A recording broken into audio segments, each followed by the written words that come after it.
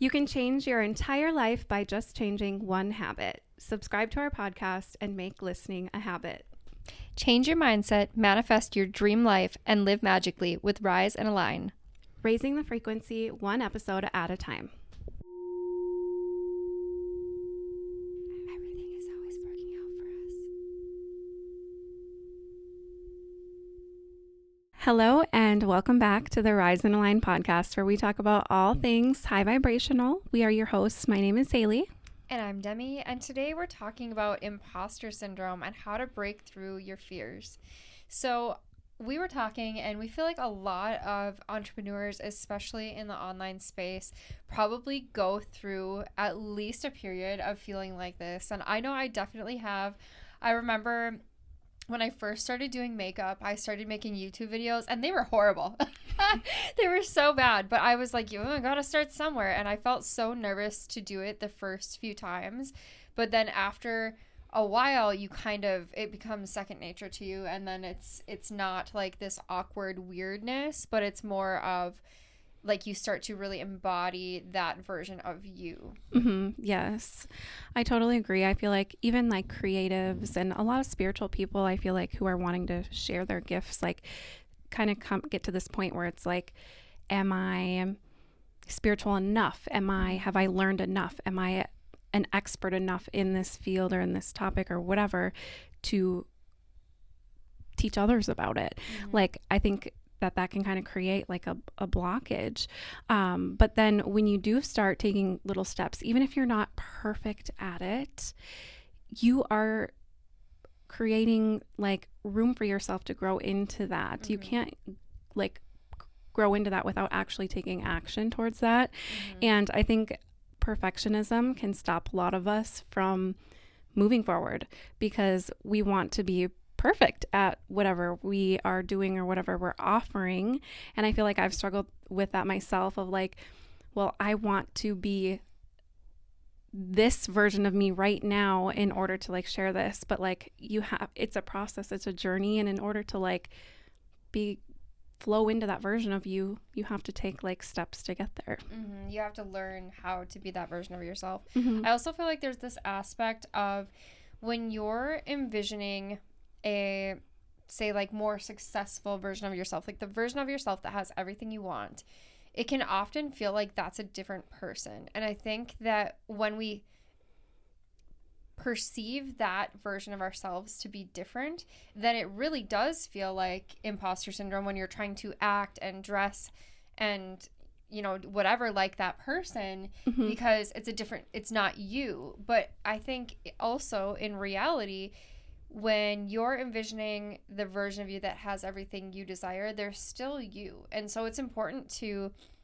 be authentic to yourself. Mm-hmm. while you're taking action towards being that person. Like when you're changing your self-concept, that doesn't mean changing the core of who you are or your personality or anything like that. It's just becoming more confident, being more mindful of mm-hmm. who you're spending your time with and what you're spending your time on, and how you're taking care of your body and things like that. But you're not becoming a different person. You're remembering who you are. Exactly. Yeah. Mm-hmm. You are overcoming like the limiting beliefs that you've been told throughout your life, mm-hmm. or the societal beliefs around something. Like you're letting that hinder you. But then when you tap into who you are, what lights you up, like what makes you feel aligned, like I think that is where you will flourish. And I think people can get kind of lost in like maybe what other people will think of them and whatever, which is kind of a whole nother mm-hmm. thing that can happen. But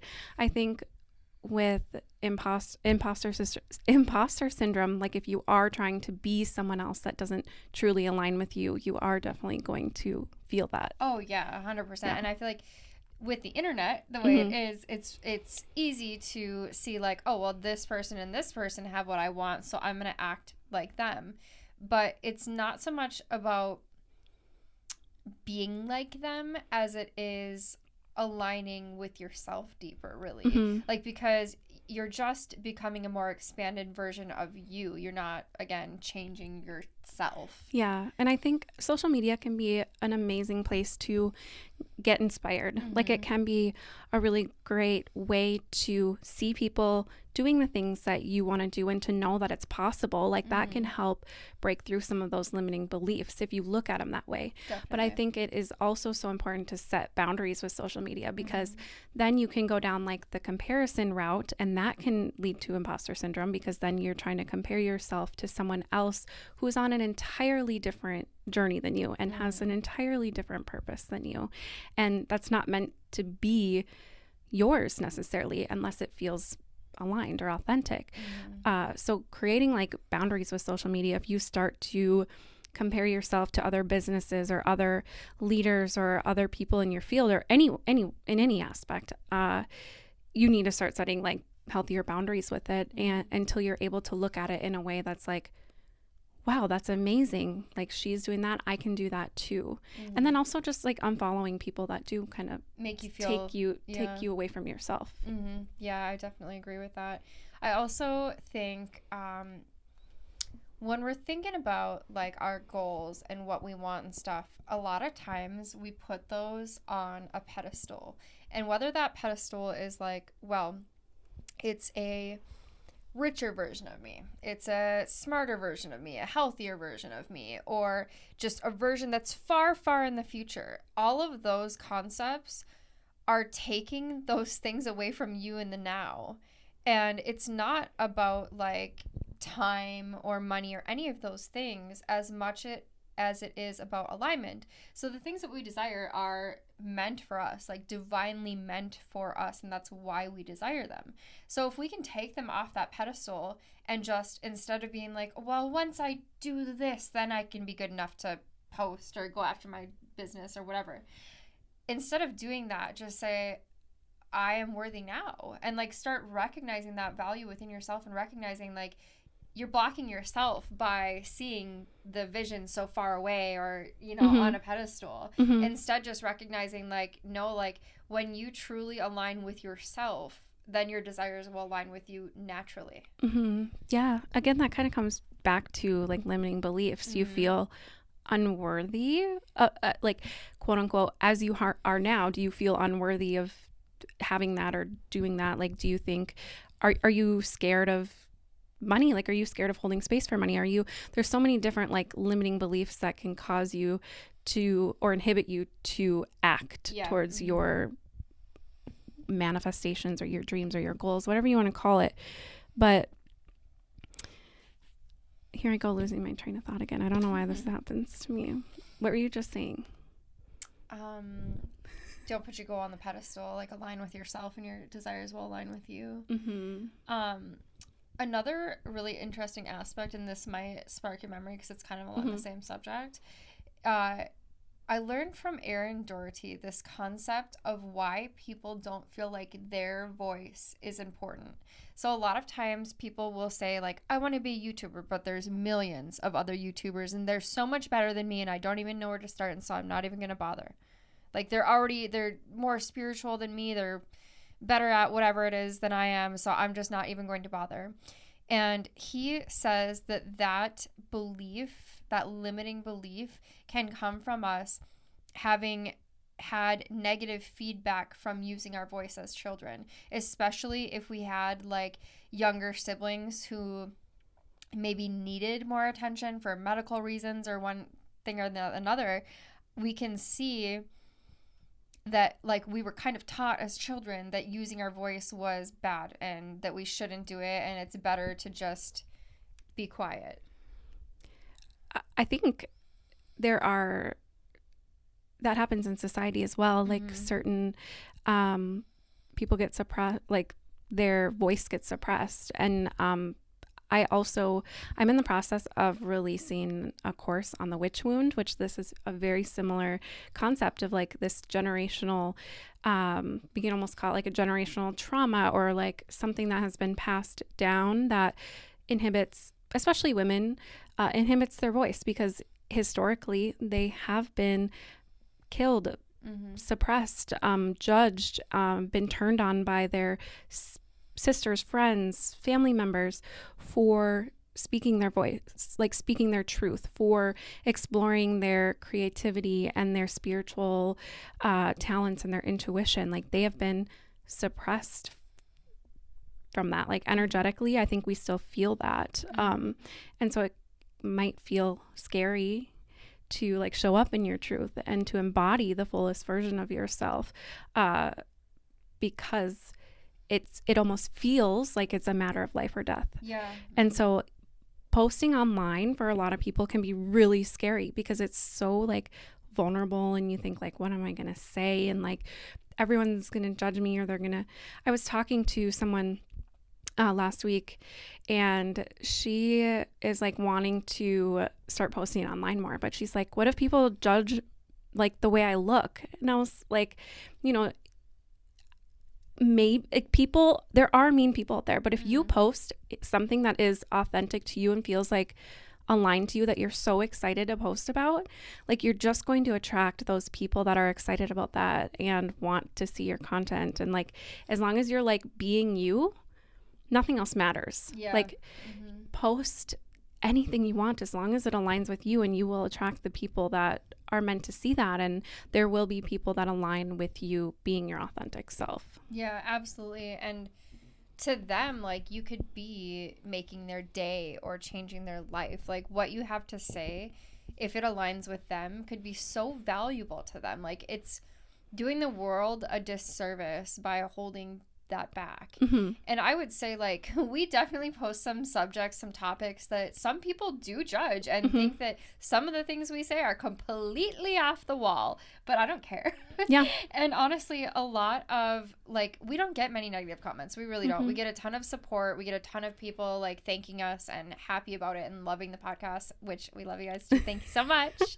But when we do have any negative comments, and this is also when I'm on my own like TikTok page or YouTube or whatever, you can tell that the people who are commenting that are not happy people. Like it's not personal. It's really not. No, like, it's never personal.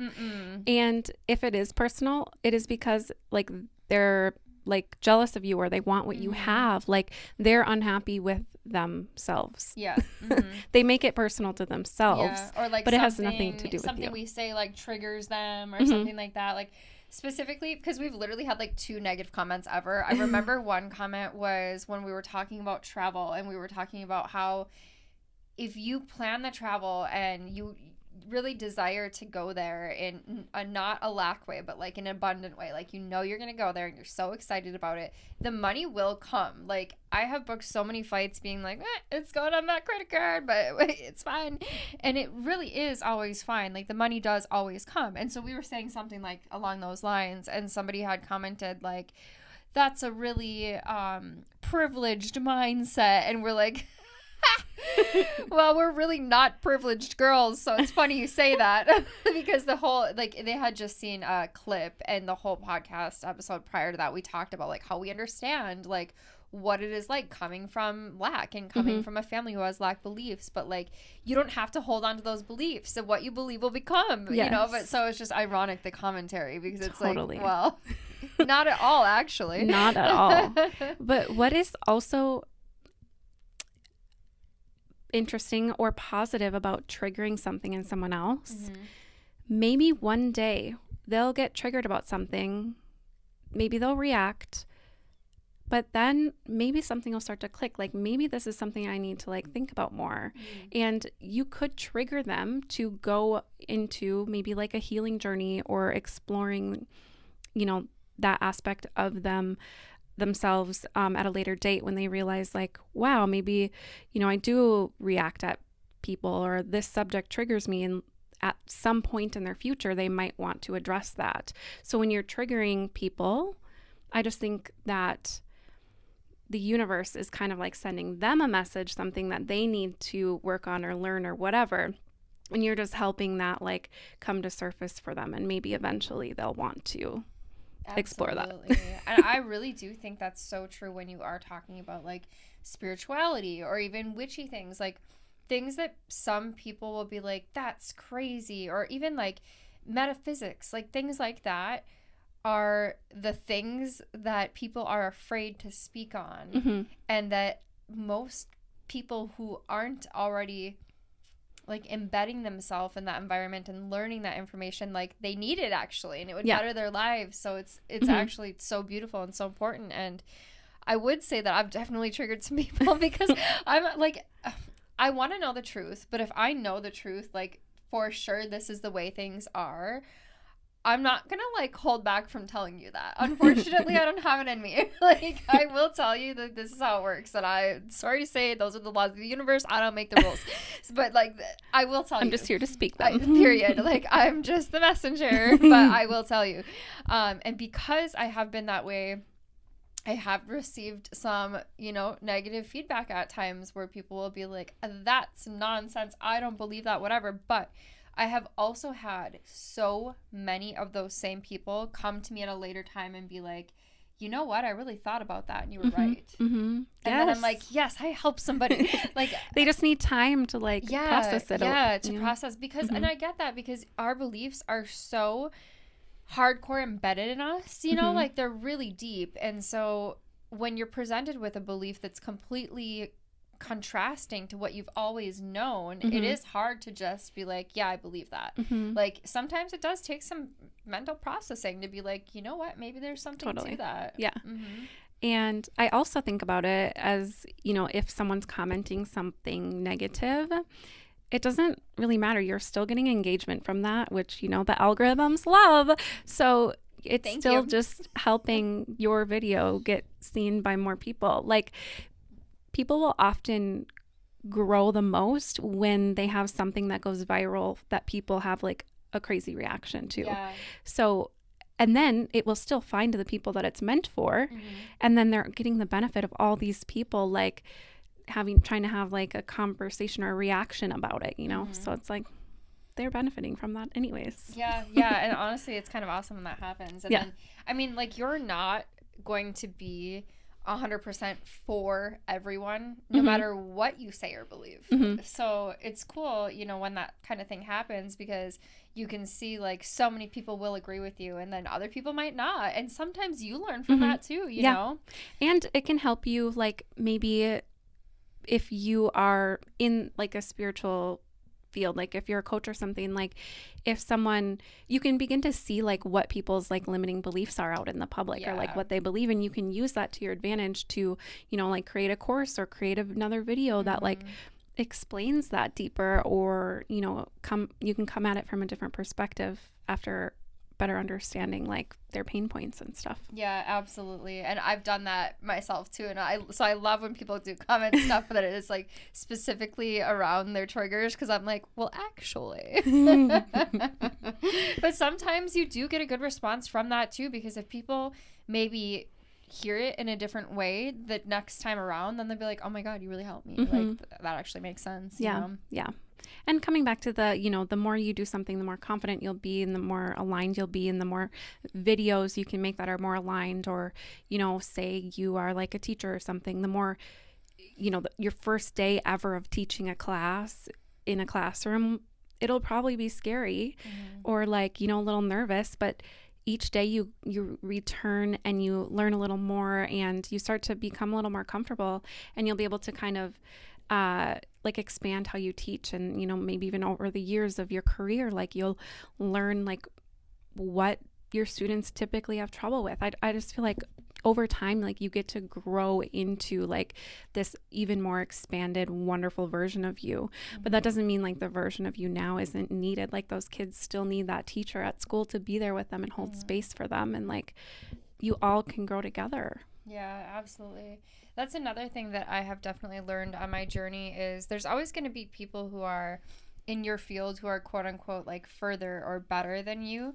And there's also going to be people who need your help like equally, because yin and yang, like polarity, like that is the way this world works. So if you are teaching to a past version of you, you're going to be helping so many people and they need that. It doesn't matter if you're not quote unquote as good as the next person up from you. You are getting better every day by practicing and by sharing your gifts, and practice does make perfect. And failure is first attempt in learning, and every day, like we've definitely gotten better. You know, we've gotten better equipment. We've upgraded all kinds of things. Like we've learned how to edit faster. You know, we've been doing this podcast for, I don't know, a year and a half or something. Yeah.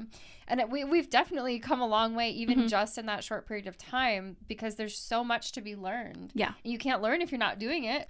If you are struggling with, you know, these limiting beliefs, if they're kind of holding you back, there are definitely a lot of things that you can do to kind of help step into like her, you know, or whoever, like that, embody, you know, your highest self now, or embody someone who will show up as like your aligned self, like you, whatever. Anyways, you get what I'm saying. So affirmations can be really helpful. I feel like when you're getting started out, just affirmations that kind of reaffirm the opposite of what your limiting belief is. Like that can be a good place to start.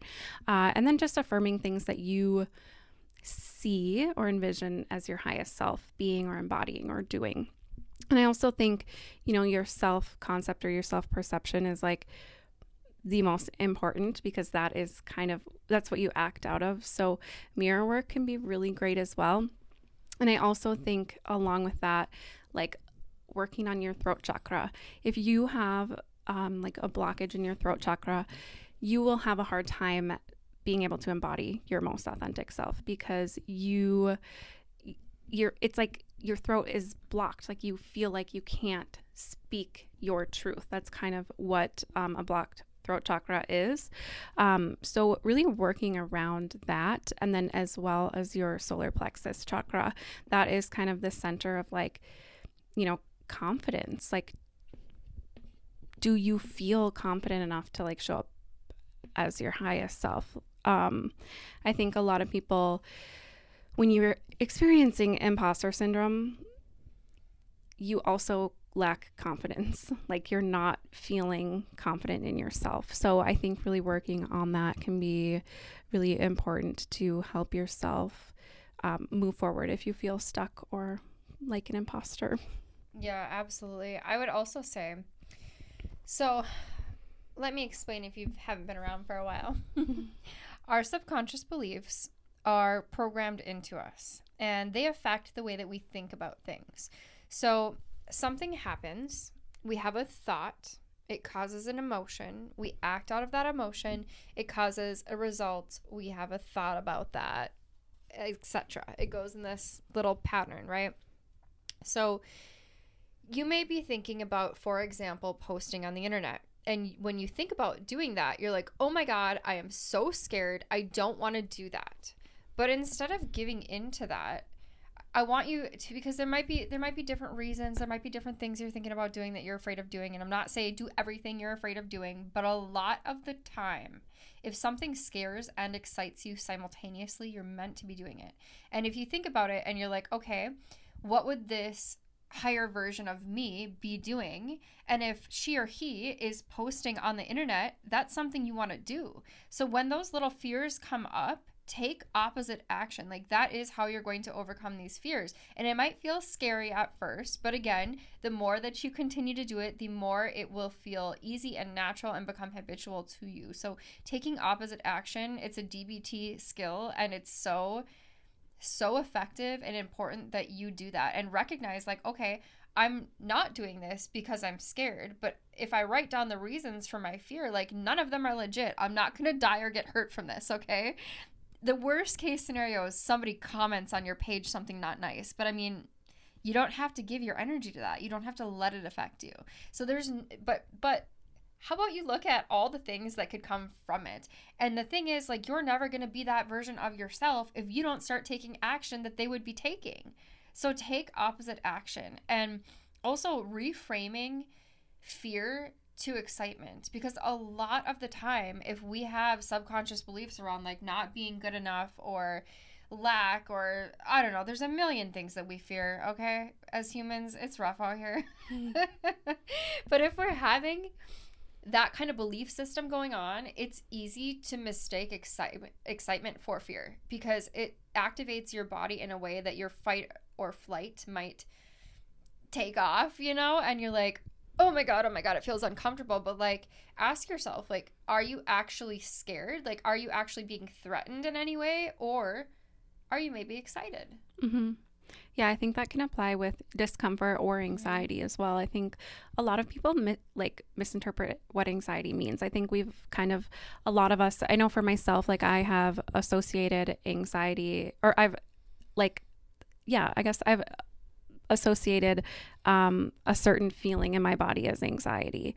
Mm-hmm. And it's usually before something big, like before, like I go maybe on a trip, or if I have to do like a presentation, like thinking about in school, I would label that as anxiety, and it's bad and stressful. Mm-hmm. But like, if you really think about it, it's like exciting. You're doing something new, maybe you are getting um so you're maybe you're doing something new, you're doing something big, exciting, like you are, having to use your voice in front of others. Like it's not necessarily a bad, scary thing. And when you take time to actually like think about it, or like start to break down like, how do I really feel, instead of just saying like scared or anxious, like break down like those beliefs or whatever it is, like you'll realize that you're probably more excited than you are like scared or Mm-hmm. anxious. Yeah, absolutely.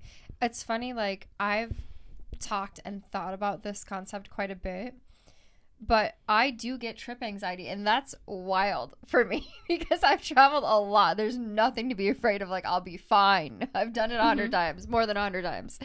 But I do still get it, and I don't usually get that excited. So actually, I think I do get excited, and I've just been labeling it Mm-hmm. wrong. I never Exactly. knew what that trip anxiety was about. I was always just like, well, I got to pack, Can't forget anything. Girl, you're good. You're safe. Like, you are safe. Your voice needs to be heard. There are people who need you in this world and need you to share whatever it is you have to offer. And like, I've heard coaches like say this before, like, you don't have to be that perfect vision of yourself that you think, that your goal is to be now. There's people that are one step behind you that need you to help them like get where you are, or to, understand, life in your perspective. Like, there are people that like, we think about the emotional guidance scale. You can't go from like fear to Joy. like joy overnight. Like, you have to take steps. And so it's important for people to have like steps in their journey, and there's different people that can help them, do that along the way. And like, you can be one step in their journey. You don't have to be like God to them. Like, you can just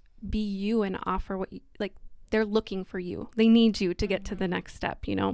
I would also say another massive thing that really helps with imposter syndrome is, instead of doing whatever it is that you're pursuing for the goal, do it for the joy. Like, do it because you love it. Do it because you want to give back to the world, and you know that other people need this, and like fall in love with that. And your journey could lead you to unknown, beautiful, expansive places. Like, you just Mm-hmm. never know what's going to happen. And I do see so many people, specifically online, like influencers and coaches and whatnot, who started doing one thing and their journey just completely took off in Mm-hmm. another direction. Mm-hmm. But like, it made their life so incredibly successful and beautiful and abundant, Yeah. because they were just following their passion. Yeah. I think that comes with like trusting. Like, Mm-hmm. you don't have to know, you just trust in the process, trust in your journey, trust yourself, and also like following your intuition, like Huge. listening, going within and listening to how different things make you feel. I've talked in previous episodes, like when I'm trying to make a decision, I think about like if it feels expansive to me or contractive to me. Like, do I feel like I want to like hide, or does it feel, and again, you can feel quote unquote like anxious or a little fearful still. It doesn't mean it's bad for you. But like, does this next thing feel expansive? I think that that's been a really great way for me to tell if it's like the next step for me, or if it feels right for me. Because I think that when you're not used to connecting with your body and or your intuition, like, it can be hard to know where to start. Like, what do you mean? What do you mean? I don't know how to do that, Absolutely. So that's just been a really good tool for me to start. And then I also think like exploring meditation can be so important, or just quiet time with yourself. You don't have to like put a label on it, such as meditation, but quiet time with yourself creates space for you to come up with creative ideas, to listen to yourself and like what you're being called to do. You can't listen to your higher self or your spirit guides or whatever you want to call them if you are constantly being if you're constantly being drowned out by all the things around you, like other people, TV, like life things, work. Like if you're constantly doing and going, there's no way that you're going to be able to like listen to like what's next for you, or listen to like what your intuition's calling for. Absolutely. Also, I think, our first episode's on alignment, and if you haven't heard it, go listen to it. I think I'm going to rewatch it, honestly. Yeah.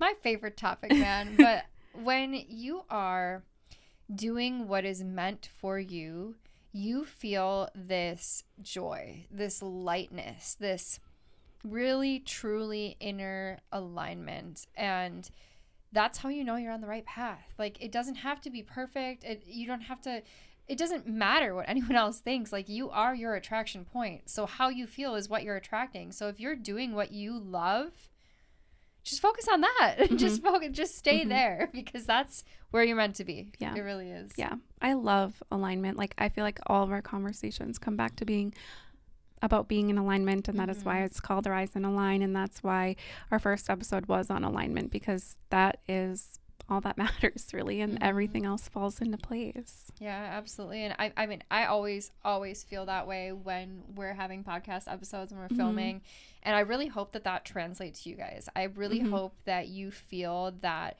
joy and that lightness and that excitement and that expansiveness, because that is what this is all about, is just finding your alignment. When you do, everything just comes for you. Everything you want, it comes to you immediately. Yes. I love it. Yes. I love it. Yeah. So make sure, if you are wanting to, step into this version of you, check out our other episodes. We have so many amazing episodes for you with so many tools that you can use to grow and expand and to embody like your most authentic, aligned, magical, wonderful self. And you are needed in this world. So we need to be reminded of that. And so just check out our other episodes. Absolutely. I want to say we have every topic under the sun at this point, but if there's anything that you would like us to talk about, please comment below and let us know. Let us know what you think about this episode. And if you've got nothing else, let's pull a card. You know what? I actually just saw this book, and I'm going to flip to a page in this book for a crystal. Okay, I'm excited. Oh, you know what? It comes with cards. Even better. I forgot. Hold Even on. better. Meant to be. That's horrible. I've always liked Soda Light. And it's good for the throat chakra, just saying. Okay, get this. Page 111. Of course. Of course it is. It says, come to calm. So I'm going to show you the card if you are watching the video. There's sodalite rocks stacked from big to small on the top, and there's a butterfly on the top. There's clouds behind them, and then it's sitting in a body of water. It looks super magical.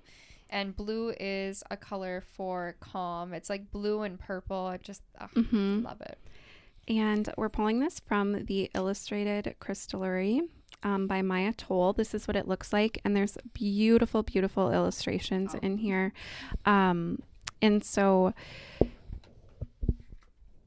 you can use the cards that it comes with to tell you kind of like what your crystal is. So, or, what kind of like you would use like a tarot guidebook. So it says, when your nervous system relaxes, your mind can suddenly see patterns that were previously obscured. Intuition and intellect, collective consciousness, and individual observations come into balance. You gain perspective and can lean into your own wisdom. In this quiet inner place, you begin to trust yourself and feel steady in the world. For all this to happen, Sodalite murmurs, you need to come to calm. You need to soften every bit of you, all the way down to the minute motions of the dendrites of your nerve cells. Take a deep breath, blow out the stress, the questions, the agitations. Come actively to calm. And it does have some like rituals and some reflections in here. So for the ritual, let's see. It says, allow your nap time to be a ritual of reset. Go into it intentionally, setting the scene for optimal relaxation so you can come back into balance. And then it says to not be like an oops, I fell asleep nap, but, you know, like more intentional. Allow yourself to go quiet. And then some questions that it has for us is, what feels truly restful for you? Do you nap in bed, on the sofa, or outside in a hammock? Is there music or silence? Are you in darkness or napping like a cat in a pool of sunlight? I think that's really important. Like, we talk a lot about bringing intention into everything that we do. And even like as simple as your nap time, instead of just being like after work, like annoyed and just like going to lay down on the couch and fall asleep to the TV on, like make it a rewarding and intentional practice. And like that is a good time to like rewire certain limiting beliefs or to kind of get out ahead of it. You can set an intention as you drift off into your nap, and that can actually like literally help you manifest things into reality. So immediately upon you reading the nap deal, Thomas Edison was known to take naps intentionally. He would fall asleep with a metal ball in his hand because first, right before you fall asleep, your brain, your subconscious specifically, is more permeable to certain concepts, or to all concepts really. And when you get into that specific, I want to say it's alpha, but I don't want to be wrong about that. Anyways, there's a specific brainwave state that you get into upon actually being asleep, but not being in a deep sleep yet, that you will be more connected to source. And so he would do this. He would fall asleep with a ball in his hand, and he would drop the ball upon falling into that deep sleep, and it would wake him. He would solve the problems that he was trying to figure out in his mind while he was napping, and he would wake up and know the answer to the problem. You can do that too. So if you go into a nap with the intention of like, what is my next step? You know, what is my next step in whatever you're pursuing? And really, you can, it's almost like meditating, you know, you're really just connecting and you're kind of thinking on a subject, but without the pressure and the worry and the stress. It's just like a relaxing into it and allowing yourself to receive. And it's so good. It's so amazing and helpful. And you can do that before you go to bed at night too. Yeah. I just started reading the Silva Mind Control Method, and like the first technique that they talk about is very similar. Like basically they talk about starting to get into that state when you are already like just waking up from being asleep or about to go to sleep, because it's a little bit easier to tap into that dream-like state at that time, because your body's just kind of naturally, or your brain's kind of naturally ready to do that. But you basically like you start at counting back from like 100 to 0, and it helps you get into that state. And once you're there, if you have like a problem you're wanting to solve, you can visualize. They say to like actually not just visualize it like in the back of your eyelid, but like on a screen in front of you.